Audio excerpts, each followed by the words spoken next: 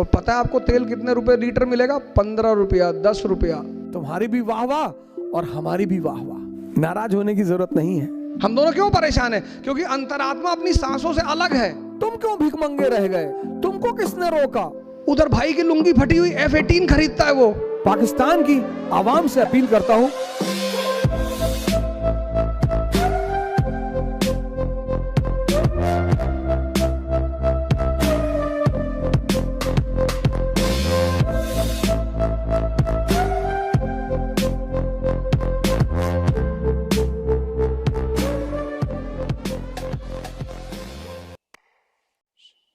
लड़ाई जब भी होगी इंटरेस्ट के लिए होगी। अमेरिका हमला किस पे करता है? इराक पे। तेल चाहिए, तेल। कहता we want to give democracy to the people of Iran. Why don't you give democracy to the people of Tibet?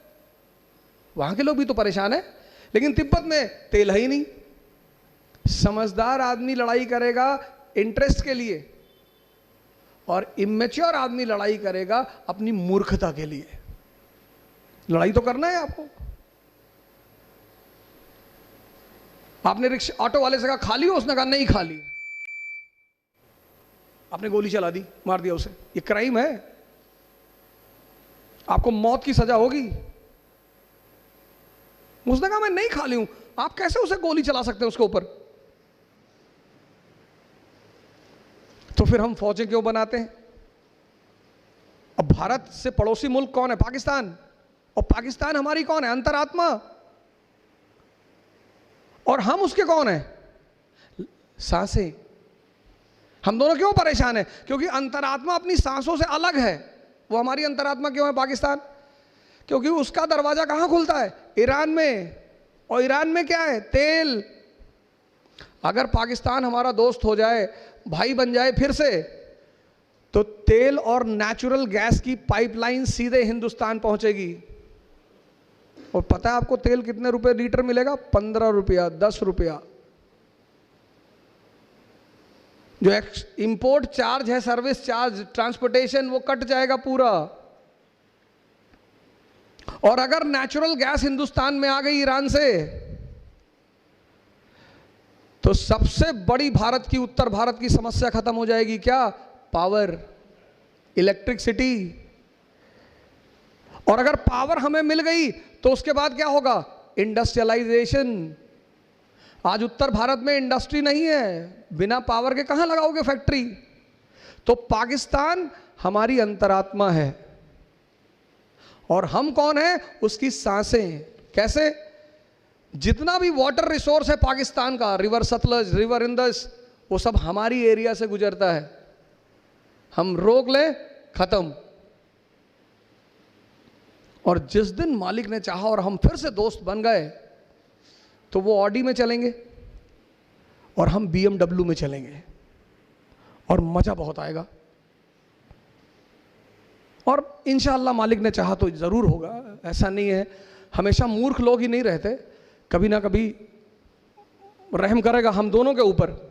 ये इन लोगों ने क्या किया? पश्चिम के लोगों ने, वेस्ट, हमको लड़ा रखा है। क्या दुश्मनी हमारी उससे? उसकी क्या दुश्मनी हमसे? क्यों लड़ाया? क्योंकि पश्चिम का सबसे बड़ा जो कारोबार है वो है आर्म्स एंड एम्युनिशन, हथियार। राफेल हमको बेचता है। कपड़ा नहीं हमारे पास पहनने को, पैजामा फटा हुआ है, हमारे बच्चे भूखों मर रहे हैं। उधर भाई की लुंगी फटी हुई F-18 खरीदता है वो। हमारा पैसा किसके पास जा रहा है? फ्रांस और अमेरिका के पास। क्यों? क्योंकि हम दोनों दुश्मन हैं। किसने बनाया? इन्होंने। यह है समझदारी।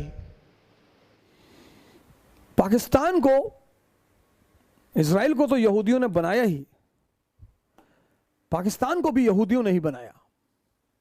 यह बात मेरी बड़े सारे मेरे मित्र नहीं मानेंगे, और पाकिस्तानी मित्र तो बिल्कुल नहीं मानते हैं। शायद उनके अहंकार को चोट पहुंचती है, लेकिन वो मेरे एक तर्क का खंडन नहीं कर पाते कि अगर मान लो तुमने ही बनाया, तुम्हारे पास नेचुरल गैस का भंडार था, ईरान से तुम्हारा बॉर्डर मिलता था, एनर्जी की तुम्हारे पास कमी नहीं थी, तुम क्यों भिखमंगे रह गए? तुमको किसने रोका? लेकिन आज मैं इस मंच से पाकिस्तान की आवाम से अपील करता हूं कि आप भी इस मुद्दे पर विचार करें कि हमारे लड़ने से फायदा किसका और नुकसान किसका। मेरी तो तमन्ना है कि मैं एक दिन लाहौर और कराची जाकर वहां की सिविल सेवा परीक्षा के लिए वहां के प्रतिस्पर्धियों को पढ़ाऊं भारत की तरफ से फ्री ऑफ कॉस्ट। और अकेला नहीं, हालांकि उनके सिविल सर्विस में उनका अपना कोई इतिहास है नहीं, भारत का वो डाल नहीं सकते, तो यूरोप का इतिहास है। आशा करता हूं कि वो मुझे कभी बुलाएंगे जरूर। बड़ी इच्छा है मेरी कराची और लाहौर जाकर वहां की सिविल सेवा के लिए उनको पढ़ाना और उनसे कहना कि कब तक तुम F-18 खरीदोगे और भीख मांगोगे, और कब तक हम राफेल खरीदेंगे और भीख मांगेंगे, कब तक। हालांकि मैं बड़ा विरोध करता हूं पाकिस्तान का बहुत सारे मंचों पर, उसके पीछे मेरे कारण होते हैं। कुछ लोगों को मुझे जब टीस पहुंचानी होती है तो मैं कुछ चीजें जानबूझकर बोलता हूं। पाकिस्तान, हिंदुस्तान, बांग्लादेश, ये सब एक ही भूमि के हिस्से हैं, और कभी ना कभी ईश्वर ने चाहा, शायद हमारे ही द्वारा इन सब का एक संघ बनेगा।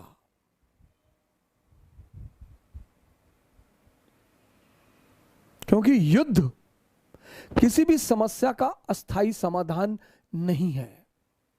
वॉर, आज मैं इस मंच से कह रहा हूं, war is not the permanent solution for any trouble in this world. दुनिया में जितनी बड़ी सी बड़ी समस्याएं सॉल्व हुई हैं, सब मेज पर बैठकर ही सॉल्व हुई हैं।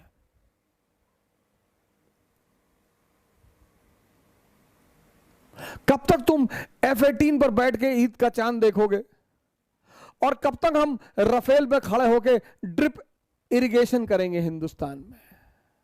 अगर हम वो सारा पैसा हेल्थ सेक्टर और एजुकेशन सेक्टर में लगा दें तो अगले 10 साल में तुम्हारी भी वाह वाह और हमारी भी वाह वाह। और IP, इंडिया पाकिस्तान बन जाएगा इनविंसिबल पावर। कहते हैं कि रहमत अली ने कभी सपना देखा था पाकिस्तान का और पाकिस्तान बना। मैंने भी सपना देखा है IP का, इंडिया पाकिस्तान इनविंसिबल पावर। नाराज होने की जरूरत नहीं है, बिल्कुल नहीं है, समझने की जरूरत है। 100 साल तक यूरोप आपस में लड़ता रहा, 100 years वॉर, और आज यूरोपियन यूनियन सब मिलकर चल रहे हैं।